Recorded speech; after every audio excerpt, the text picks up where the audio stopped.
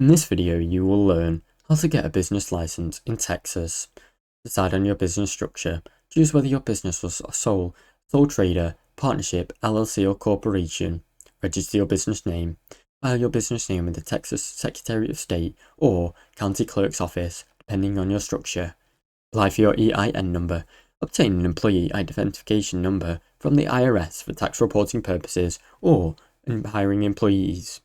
Determine license and permit requirements. Check the Texas Department of Licensing or Regulation and local city or county office for a specific business permit. Complete and submit your application. Fill out the necessary forms for the state or local license, then submit them along with your required documents.